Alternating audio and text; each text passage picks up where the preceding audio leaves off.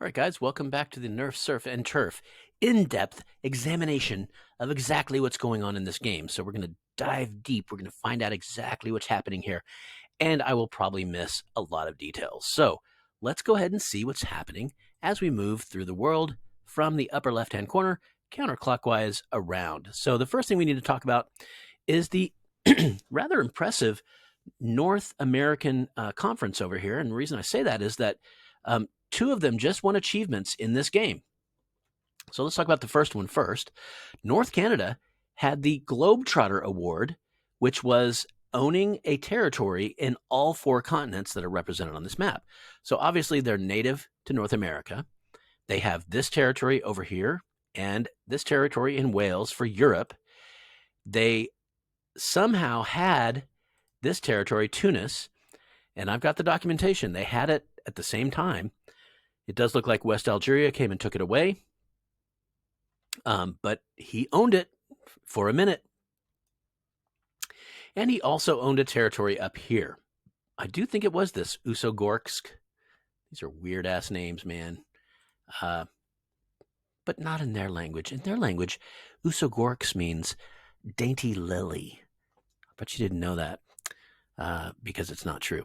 So anyway, he had territories, and here's what I think is really impressive about Orange Pit is that somewhere in the chat days ago, somebody else had almost accomplished that same feat, and they had just captured a territory. They had all the continents except for Asia, and they had just captured something in Eastern Europe. And I looked it up. I think it was Belarus. It was Belarus that they had taken, and I looked it up. I checked it, goddamn it, online, and Belarus is considered Eastern Europe and not yet Asia. Just over the border to the east would have been Asia. So I mentioned that in the chat. I was like, oh, this guy almost got the 4 continents challenge achievement. And Orange paid attention.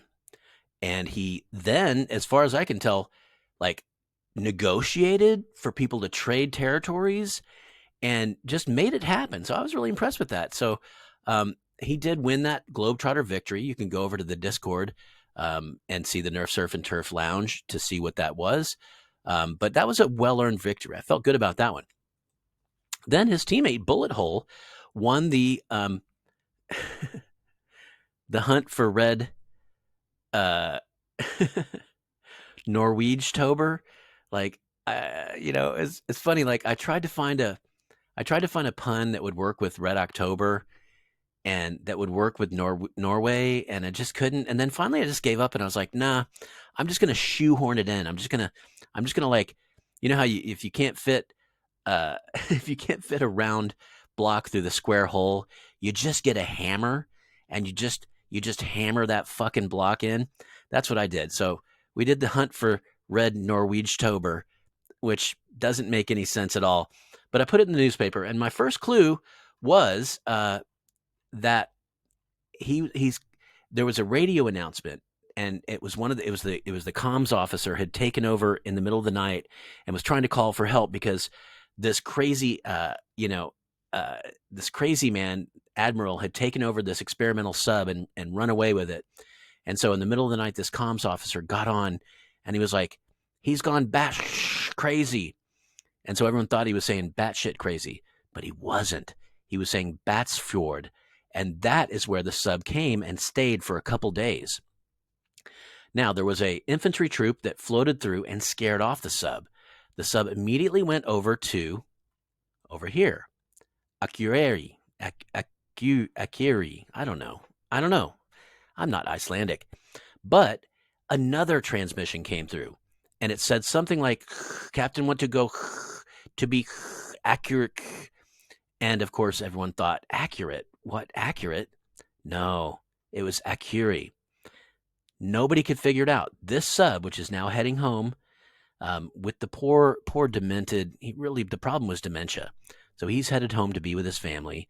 And by the way, Bullet Hole here, who discovered him, actually saved the lives of the people in that sub. They were running out of supplies. The air filtration systems were damaged and were about to fail. And so when Bullet Hole opened up that porthole there on the top, the crew actually cheered him. They were just so relieved because they loved their admiral. He was so beloved to them, and they didn't want to, they didn't want to betray him or rebel against him. So when Bullet Hole came along and opened up that hatch, there was a lot of good feelings. And of course, I'll say both of these gentlemen over here, both Greenland and North Canada, earned territories of their own on the Swedish coast here. So again, it's something akin to, being a mayor or something. They come over, they take over the territory for the purposes of this game. They get to use those resources and whatever machinery, buildings, or whatever are there.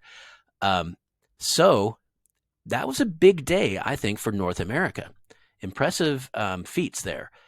I will say we had the Fisher Boy Challenge. The Fisher Boy Challenge actually took place. I think they found the Fisher Boy in sort of central Atlantic, south central Atlantic, south central Los Angeles. Could it be?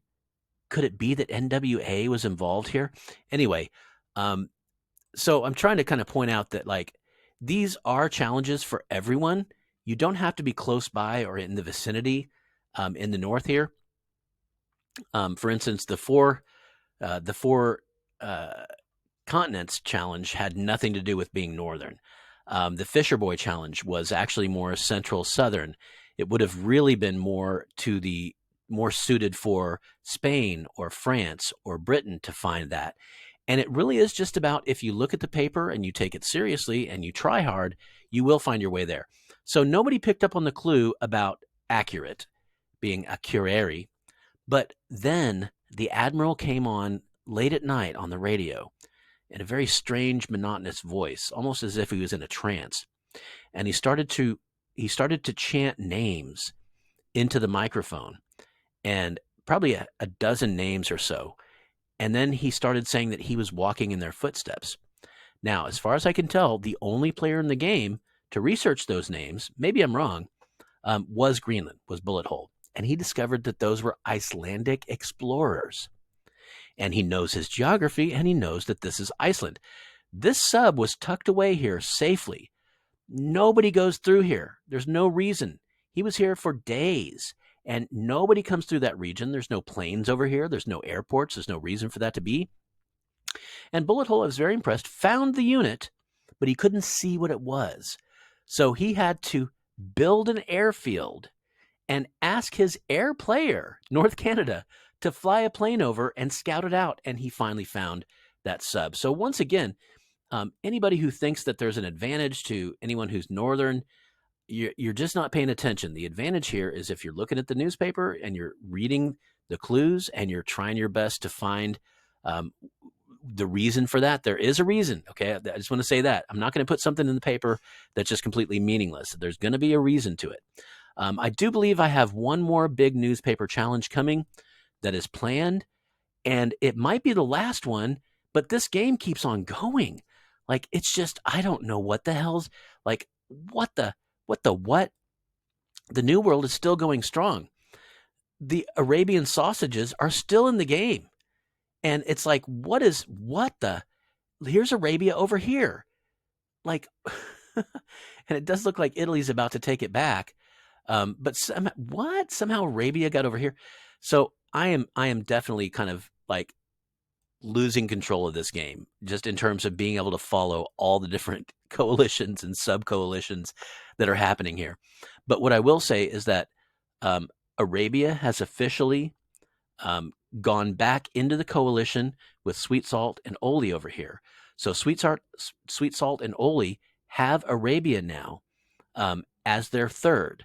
So they are officially now a coalition that can move in to that final 1, 2, or 3, to that gold, silver, or bronze in this game. So that's actually a really good thing for them. We talked earlier about whether or not North America would turn on their third here, Power of Us, who was having struggles early on. The answer is a resounding no, they will not. Orange Pit gave back this very important double wheat, and it looks to me like Power of Us is on the recovery path in a big way. So rather than destroy this weaker player, it looks like the North American coalition has decided to strengthen their weak link, which I think is always a good idea. if your weakest link is where the chain will break, then strengthen it. Strengthen it. Don't try to eliminate it. Strengthen it. So I'm loving what I'm seeing over there. What I'm also seeing over here is our core 5, which now includes Arabia. So we could even say 6 over here. We have this coalition of 6. So that is Italy, Spain, and France, along with Morocco and Western Algeria, are now teamed up with Arabia, who is still somehow taking territory on the map. Holy crap. I will say this. It looks to me like if you look at the northern territories, just look at Sweden here. Who are you at war with, Sweden? Sweden's at war with 4 countries. That is all of that sort of Western European coalition and Oli. So we can see that they are acting in concert. They're acting together. Who are you at war with, Finland? It's even worse. Finland's at war with 6 countries. So all of that, as well as, Italy, France, and Spain, as well as Morocco and Western Algeria. So both of those southern, sort of those, southwestern countries there in Africa, which are actually, northwestern Africa, southwest on this map, I guess. Anyway, and Perm Cry, like what? Perm who? What? That is this AI who these guys are currently in the process of taking over those territories. I think that's a good idea. That's a wood, wheat, and iron. Those will come in handy here as we move into the next phase of this game. So I will say what appears to be happening is the far north is at war with the team of 5, who is now the team of 6. We could even call these the double coalition, right? There are 2 teams of 3 now, officially, as Arabia entered back into, and I say back in, but they never really were, enters in with these 2 here. Now, what about these guys over here? Caucasus, who are you at war with, Caucasus? He's at war with Greenland. I don't even know why, but he is. But he's nowhere near there. All right, what about you, Swedish Viking? Who are you at war with? He's at war with no one. Okay, what about this dominant player down here, Romania? Who are you at war with? Nobody. So, if you want to talk about gameplay, there's a lot that goes into that, and I've seen some really good gameplay. And when it comes down to the individual wars, I have not been able to do nearly enough justice to the individual battles that are happening. So, for instance, Finland is attacking down and continuing to take territory down here, moving into France. You can see France is becoming somewhat truncated here, getting territories carved away.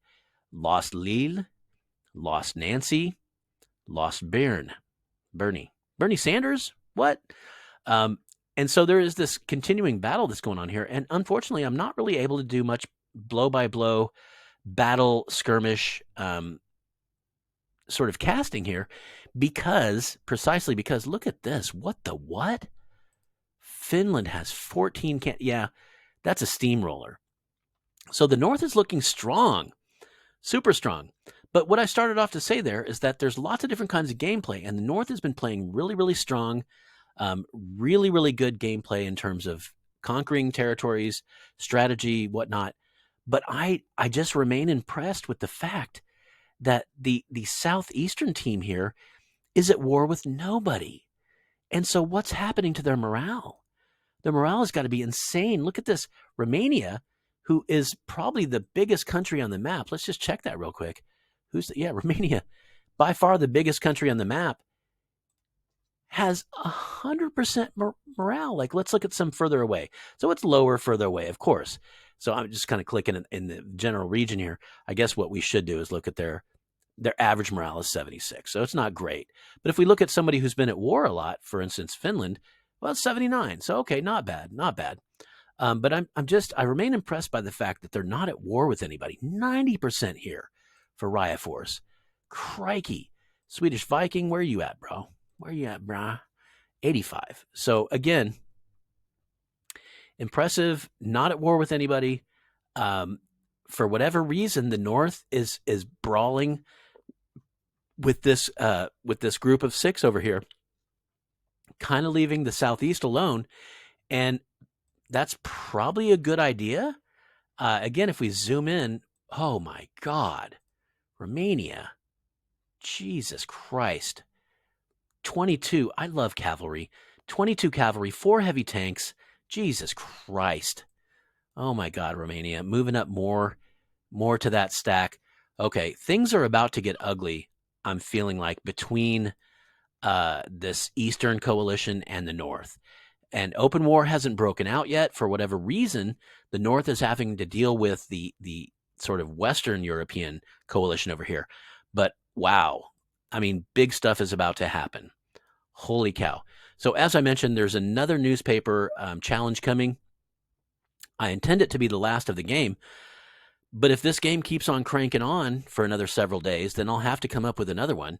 But for now, be looking in that newspaper, guys. There's another big one coming. I will tell you what has happened here is that this country has been given away. This territory, Rana, has been given away. Level 2 fort, harbor, and a railway building. This one was a pretty big one. This was the hunt for red. So bad. Norwegetober. Anyway, goes to this is a big one because this one came with 50,000 fish, which I already gave away. But look at this. We have a harbor, railway, and a level 2 factory that is building a sub. So he's going to inherit all of that, including the sub that builds. So you can see, though, I still have a couple countries to give away, a couple territories to give away. They're all 3 of them fish territories. Fish, fish, fish. I've just got a lot of fish, guys. Let's just put it that way. But on this next challenge, I'm going to try to be really, really obscure with the riddle and see if you can figure out what I'm talking about in this riddle as I move forward. All right, so that's it, guys. Thanks for checking in. As always, it's so much fun. This game has been super, super fun. I'm going to go ahead and cast the from a distance cast next. So that's coming up. So thanks, guys. I'll see y'all next time. Adios, amigos.